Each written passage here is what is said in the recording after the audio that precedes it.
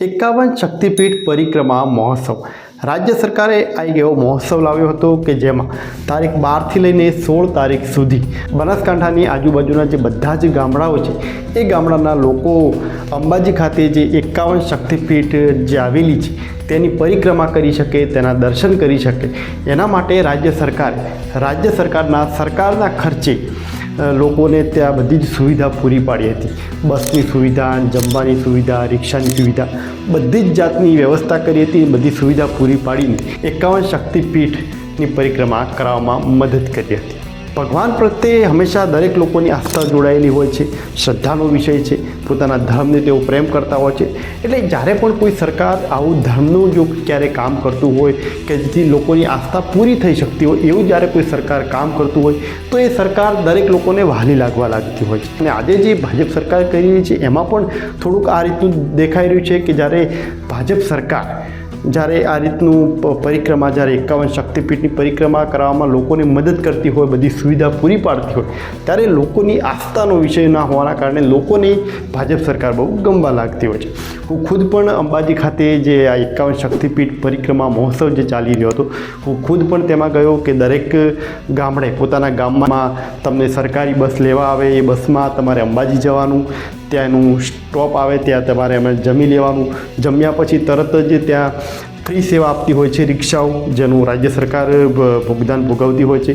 તો એ રિક્ષાઓ તમને આગળના સ્ટોપ સુધી લઈ જાય, ત્યાં વળી ફરીથી સરકારી બસો હોય એ તમને પરિક્રમા કરાવવા આગળ લઈ જાય. એટલે આખી જાતની દરેક પ્રકારની એક સુવિધા, પોલીસ સ્ટાફ પણ હાજર હોય. એટલે કોઈપણ જાતની કોઈપણ સમસ્યા વગર દરેક જાતની સુવિધા, નાનામાં નાની વ્યવસ્થા કમ્પ્લીટ કરીને ભાજપ સરકારે પોતાનો એક માહોલ બનાવી દીધો હોય છે. એટલે આવું જ્યારે આસ્થાનું જ્યારે કામ થતું હોય એટલે લોકો પછી કંઈ જ પણ વિચાર્યા વગર કોઈ પણ ચૂંટણી જ્યારે આવતી હોય છે ત્યારે કંઈ પણ વિચાર્યા વગર માત્ર ભારતીય જનતા પાર્ટીનું કમળનું બટન દબાવી દેતા હોય છે. પરંતુ કહેવાય છે ને કે સિક્કાની બે બાજુ હોય છે, એમ દરેકની બે બાજુ હોય છે ને એ બંને બાજુઓ આપણે જોવી પડે અને સમજવી પડે. ભારતીય જનતા પાર્ટીની સરકાર છે અને આ સરકાર આવું કામ કરી રહી છે. ધર્મનું આગળ રામ મંદિરનો મુદ્દો હતો, હવે અલગ અલગ જગ્યાએ જે પણ જિલ્લાઓમાં આવા કોઈ મંદિરો આવેલા છે તેની સરકારના ખર્ચે આ લોકો બધી સુવિધા પૂરી પાડી રહ્યા છે, એ મંદિરના દર્શન કરાવી રહ્યા છે. એટલે સ્વાભાવિક છે કે લોકોને એ સારું લાગવાનું છે. અને એક સાઈડથી જોઈએ તો એમાં કંઈ ખોટું પણ નથી. સરકાર આ કામ કરાવે છે તો લોકોની જે આસ્થા છે એને લઈને તો સ્વાભાવિક છે, લોકોને પણ ગમે છે, એમાં કંઈ ખોટું પણ નથી. પરંતુ એક વાત છે કે બીજી જે બાજુ છે એ નેગેટિવ બાજુ કહી શકાય. એના કારણે આપણે ક્યાંક સરકારને સવાલો કરવાની પણ જરૂર છે. પરંતુ આ બધાની પાછળ સરકારનો જે હેતુ રહેલો છે એ છે આવનારી 2024ની લોકસભાની ચૂંટણી. લોકસભાની ચૂંટણી હવે ખૂબ જ નજીક છે. એટલે આખા દેશમાં ભારતીય જનતા પાર્ટીની સરકાર છે ત્યાં દરેક જગ્યાએ આસ્થાના વિષયને ધ્યાનમાં રાખીને આખો એક ધર્મનો માહોલ બનાવી દીધો છે કે જેથી વિકાસના મુદ્દાઓને હંમેશા છુપાઈને રાખવા પડે અને આસ્થાના મુદ્દાઓ કે જે ધર્મનો જે મુદ્દો છે એને ઉપર રાખવામાં આવે કે જેથી લોકો કોઈ સવાલ ના કરે અને લોકો કંઈ પણ વિચાર્યા વગર ભારતીય જનતા પાર્ટીને વોટ આપે. આ એક બહુ મોટું ષડયંત્ર કહી શકાય લોકોની આસ્થા સાથે. લોકોની આસ્થા જે પોતાના ભગવાન પ્રત્યે સ્વાભાવિક છે કે પોતાના દેવી દેવતાઓ જોડે લાગણી હોય, એમને એમાં શ્રદ્ધા હોય, આસ્થા હોય, દરેક પ્રકારની રહેલી હોય છે. એટલે એનો આ લોકો ખોટો ઉપયોગ કરીને આ રીતે આખું એક મોટું ષડયંત્ર ખેલી રહ્યા છે. અને ભારતીય જનતા પાર્ટી જેવી સરકારો ક્યારે પણ આવા ષડયંત્ર કરવામાં પાછી હટતી નથી. કેમ કે એમને પણ ખબર છે કે જે થોડા ઘણા ભણેલા લોકો છે એ ક્યાંક ને ક્યાંક કોઈક વિકાસના મુદ્દા ઉપર, ઉમેદવાર ઉપર, આવે અલગ અલગ બાબતો ઉપર ધ્યાન રાખીને વોટ આપતા હોય છે. જ્યારે અભણ જે ગરીબ લોકો છે, જે અભણ છે, થોડાક સમજુ નથી હોતા, એ લોકો એ ભગવાન જોડે વધારે કનેક્ટ હોય છે, પોતાની આસ્થા વધારે રાખતા હોય છે. અને એના કારણે જ્યારે એ સરકાર કોઈ આવી રીતે મદદ કરતું હોય છે એટલે એ લોકોને એમને કંઈ વિકાસની કંઈ ખાસ ખબર નથી, કેમ કે રાજનીતિમાં એમને ખબર નથી પડતી. એટલે એના કારણે એ લોકો ડાયરેક્ટ ભારતીય જનતા પાર્ટી જેવી સરકારને વોટ આપી દેતા હોય છે, કેમ કે સરકારે એમની આસ્થાને પૂરી પાડી છે. થોડા દિવસોથી તમે જોયું છે કે અંબાજીમાં આટલા લાખ લોકોએની ભીડ જામી, આટલા લાખ લોકોએ દર્શન કર્યા. અલગ અલગ ન્યૂઝ મીડિયા, સમાચાર, ભાજપના નેતાઓના સોશિયલ મીડિયામાં પણ આ બધું તમને જોવા મળ્યું છે. પરંતુ આની પાછળ આ બધાની વચ્ચે ક્યાંક એક બહુ મોટું જૂઠ છુપાયેલું છે ને એને કોઈ બહાર લાવવા માગતા નથી. આપણને જે દેખાઈ રહ્યું છે કે આટલા બધા લોકો તે આવી રહ્યા છે, પરંતુ એમાં ઘણા બધા એવા લોકો છે કે જે પોતાની ઈચ્છાથી આવી રહ્યા છે, પરંતુ ઘણા બધા એવા પણ લોકો છે કે જેમને જબરજસ્તી લાવવામાં આવી રહ્યા છે. કોઈ પણ એમની ઈચ્છા નથી ત્યાં આવવાની, પરંતુ જબરજસ્તી લાવવામાં આવી રહ્યા છે. અને ભારતીય જનતા પાર્ટી જ્યારે આવો ચૂંટણીનો માહોલ આવતો હોય છે તો આવા ધર્મના નામનો જ એક મોટો ખેલ ખેલતી હોય છે. એના કારણે આખું એના પાછળ ઘણી બધી સરકારી મિલકતોનો અને સરકારના ખર્ચે એટલું બધું ખોટું કામ કરી દેતી હોય છે કે એ પૈસા જો કોઈ સારા એવા શિક્ષણમાં, આરોગ્ય ખાતામાં, કોઈ એવા વિકાસના કામોમાં જો વાપરવામાં આવે તો દેશને ઘણો બધો ફાયદો થઈ શકે એમ છે. પરંતુ ભારતીય જનતા પાર્ટી જેવી સરકાર જોડે આવી કોઈ પણ આપણે આશા રાખી શકીએ એમ નથી, કેમ કે એમાં બધા જ નેતાઓ એ પોતાની સત્તા માટે હંમેશા રાજનીતિ કરતા હોય છે. એમને વિકાસથી કંઈ જ લેવા દેવા નથી હોતી.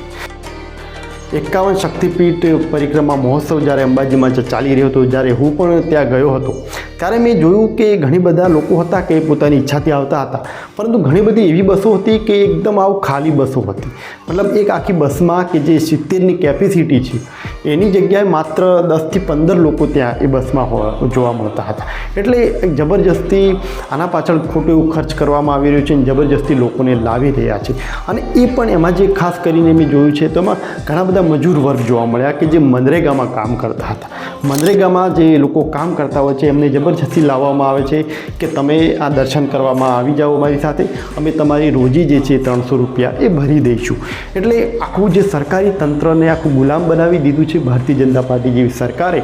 અને ગુલામ તરીકે ગામના જે સરપંચ હોય, તલાટી હોય, ગ્રામસેવક હોય, ક્લાર્ક હોય, પછી રાશન ધારકોને જે દુકાનદારો છે એ બધાને એક એવો ટાર્ગેટ આપવામાં આવે છે, ઉપરથી ઓર્ડર આપવામાં આવે છે કે તમારે આટલા લોકોને લઈને આ તારીખે અંબાજી ખાતે આવી જવું.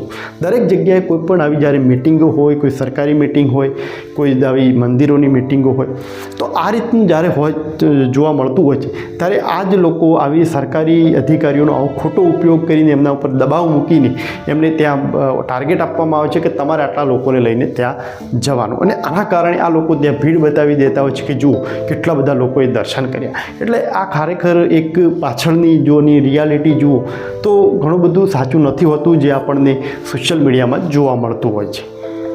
ભારતીય જનતા પાર્ટીની સરકાર પોતાના ચૂંટણીમાં ફાયદો કરવા માટે સરકારી ખર્ચ તો કરી જ રહી છે, પરંતુ સરકારી મિલકતોનો પણ ખોટો ઉપયોગ કરી રહી છે. આવા પ્રોગ્રામો માટે તેઓ હંમેશા સરકારી બસનો મોટાભાગની બધી જ સરકારી બસો ત્યાં બોલાવી દેતા હોય છે ત્યાંની વ્યવસ્થા માટે. અને એના કારણે ઘણા બધા વિદ્યાર્થીઓને ઘણી બધી તકલીફો જોવા મળતી હોય છે, કેમ કે એ લોકોને ટાઈમસર મળતી નથી હોતી, ઘણા બધા વિદ્યાર્થીઓને. એટલે તમે જ વિચારો કે જે વિદ્યાર્થીઓને આ લોકો જેમની વિદ્યાર્થીઓની કંઈ ચિંતા નથી, કંઈ પડી નથી, એ દેશ કઈ રીતે વિકસિત થશે? કેમ કે શિક્ષણ જ એક એવું માધ્યમ છે કે જેથી આપણે દેશને વિકસિત કરી શકીએ. પરંતુ ભારતીય જનતા પાર્ટી જેવી સરકારને શિક્ષણ ઉપર ખાસ કોઈ પણ જાતનું ધ્યાન નથી જોવા મળતું. આ સૌથી મોટી બેદરકારી છે ભારતીય જનતા પાર્ટીની અને એના નેતાઓની પણ.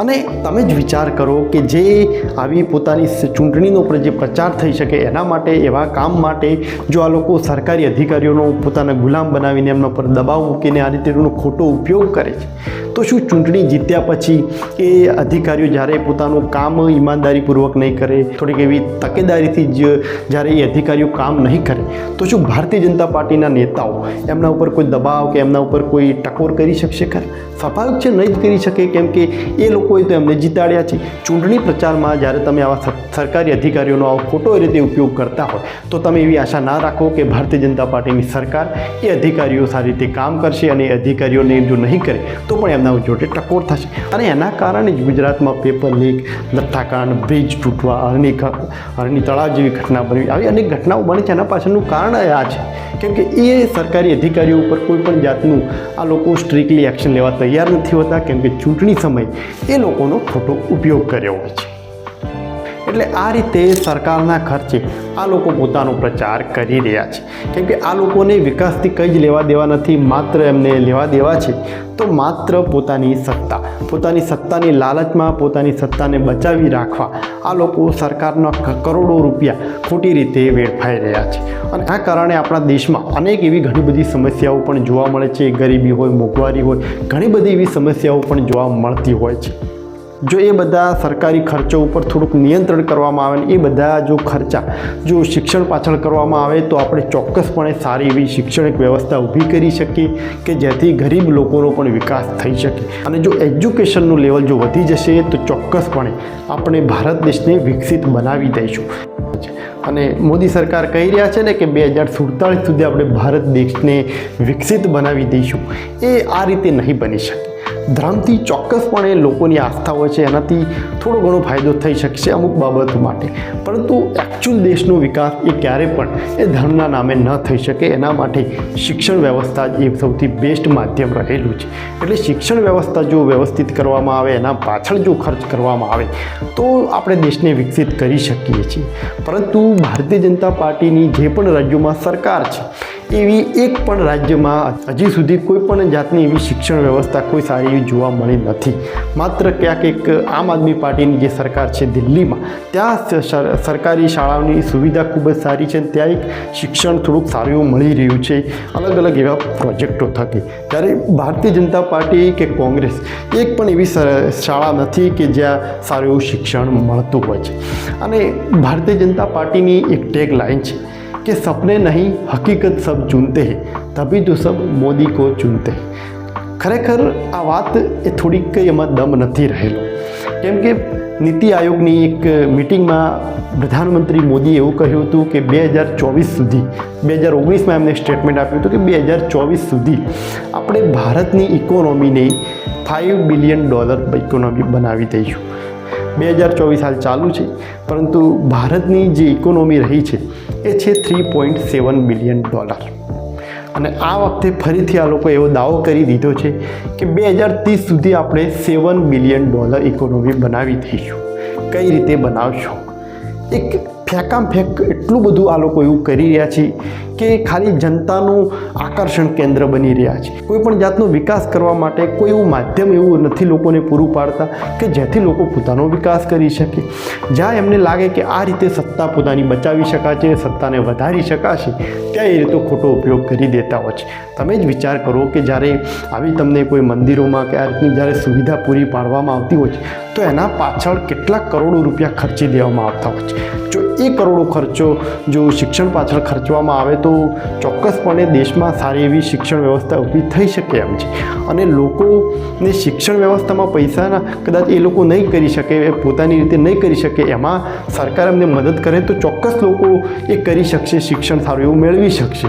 પરંતુ જો સરકાર મંદિરોમાં લોકોને મદદ નહીં કરે તો પણ ચાલશે, કેમ કે લોકોની જે આસ્થા છે, ભગવાન પ્રત્યે જે લાગણી છે એ લાગણી એમને મંદિર સુધી લઈ જશે અને લોકો પોતાની ઈચ્છા, પોતાની આસ્થા પૂરી કરી શકશે, શ્રદ્ધા પૂરી કરી શકશે. તો એમાં મંદિરોમાં કોઈ ખાસ એવી સરકાર સુવિધા પૂરી નહીં પાડે તો ચાલશે, પરંતુ આવા જે મુદ્દાઓ છે, શિક્ષણ મેન જે માધ્યમ રહેલું છે, એ શિક્ષણ ઉપર સરકારને ફોકસ કરવાની ખૂબ જ જરૂર છે.